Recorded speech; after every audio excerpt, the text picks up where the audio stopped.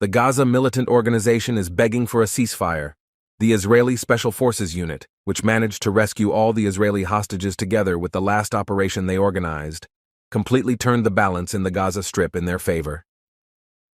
The Gaza militant organization, which used the hostage exchange as leverage for the ceasefire, was forced to leave the area.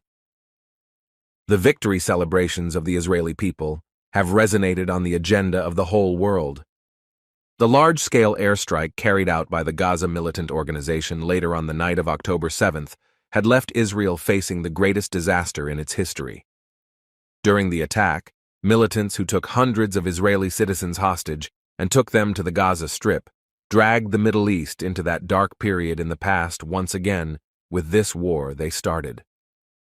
In this process, the Israel Defense Forces, which focused on hostage rescue operations in the first phase of the three-stage war plan, managed to gain the upper hand to a large extent in the clashes that have been going on for more than 3 months. Sayeret Matkal, who is considered one of the most popular IDF units with the hostage rescue operations they have organized so far, has literally cornered the Gaza militant organization. Ismail Haniyeh, the head of the political bureau of the Gaza militant organization, who came to the point of pleading for a new humanitarian pause during the process of releasing 110 Israeli hostages, along with the 1-week temporary ceasefire process already held, suggested that they could release more Israeli hostages if a compromise was reached. But the latest operation of the Israel Defense Forces, which is determined not to try the path of diplomacy once again with the militant group that personally broke the first temporary ceasefire, has changed everything. In order to determine the location of the Israeli hostages who continue to be held as hostages in Gaza, the Israeli Foreign Intelligence Service Mossad found what it was looking for in southern Gaza after a very extensive research process. Israeli intelligence officers, who detected very heavy signal traffic in the Al-Mawasi area, located about 10 kilometers from Khan Yunis, learned that there were a large number of Israeli hostages at this point when they infiltrated the radio conversations of militant groups in the area. As he was aware of the situation, the Israeli Army Central Command, which was in action, activated the Special Forces Unit Sayeret Matkal. The Israeli soldiers who reached the Al-Mawasi area by speedboats through the port of Ashdod organized a large-scale inspection trip as soon as they set foot on land. As a result of their inspection, Israeli soldiers reached the tunnel line used by Gaza militants and ignited the fuse of the operation after waiting until later in the night. The Israeli Special Forces Unit, which neutralized 8 Gaza militants standing guard at the entrance of the tunnel line, took cover just at this time when the siren sounds were raised. The militants, who heard the sirens that the Israeli army was trying to enter the tunnel, began to come out of the tunnel line one by one to respond. However, this decision of the militants only accelerated the operation process of the Israeli Special Forces troops. The Gaza militants, who were neutralized one by one without being able to see the Israeli soldiers who were already waiting in the trenches, exhausted all their ammunition after short-term clashes. Realizing that they had no chance to respond, the Israeli Special Forces Unit, which saw the militants lifting white rags, entered the tunnel line after arresting the militants. The Israeli soldiers who started moving with night vision goggles in the tunnel, where all lighting was turned off due to the alarm, reached the room where the Israeli hostages were being held as a result of about an hour. As soon as they were sure that there was no threat at the entrance to the room, the Israeli soldiers, who began to release the hostages, evacuated the tunnel. The Israeli Special Forces Unit contacted the commander of the central headquarters of the Israeli forces in Khan Yunis, and stated that they had reached a militant tunnel with a large number of ammunition, and that this point should be closed urgently. After this call, the Israeli convoy, which crossed from Khan Yunis to the town of Al-Mawasi with tankers loaded with 2 tons of seawater, began pumping seawater into the tunnel line.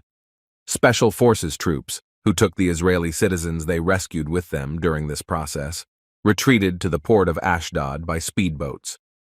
After the operation, which was celebrated with great enthusiasm in the Israeli parliament, thousands of citizens, especially the families of the rescued Israeli hostages, took to the streets of Tel Aviv and began the celebrations.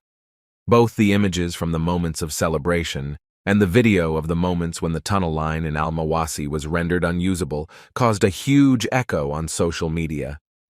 In an image recorded at the entrance to the tunnel line in Al-Mawasi, the message of Israeli soldiers to the Gaza militant organization fell on the world's agenda like a bomb. Israeli soldiers, who stated that they would not leave even a single hole for the Gaza militants to escape, guaranteed that this war would result in the rightful victory of Tel Aviv in the near future. Referring to the temporary ceasefire discussions, the Israeli soldiers stated that they understood well enough that the goodwill of the Gaza organization would not be trusted again on December 1st. As it is known, thanks to the mediation of the governments of Qatar, Egypt, and the United States, both sides announced that they had agreed to a temporary ceasefire. The ceasefire, originally planned for 4 days, was extended for up to 1 week in order to ensure the continuity of the hostage exchange and the convenient entry of humanitarian aid convoys into Gaza. While the whole world was waiting for a further extension of the ceasefire with a new statement, the arrival of the peace-breaking move from the Gaza militant organization was not delayed.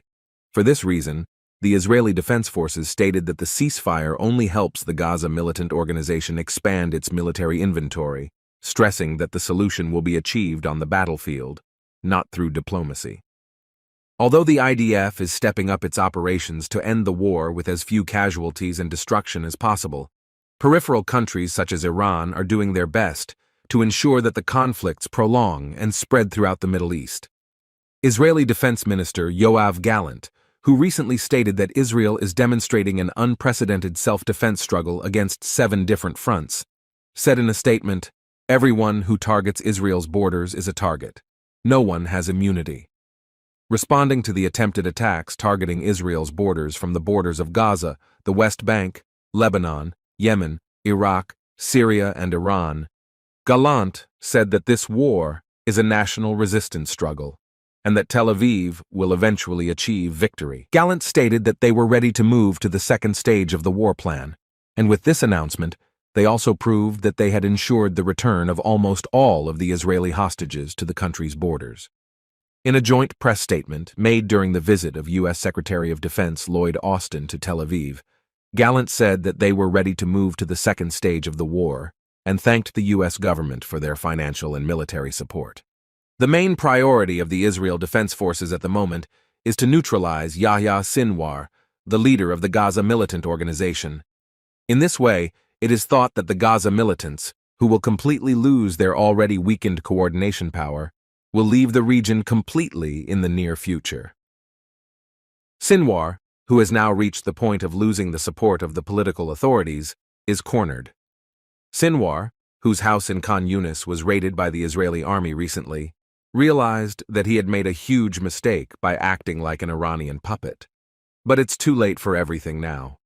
According to the comments of war analysts, the Gaza militant organization has completely run out of ammunition at the moment, and the small number of weapons, ammunition, and supplies they have is enough to be able to put up a resistance against the Israeli army for only 1 month.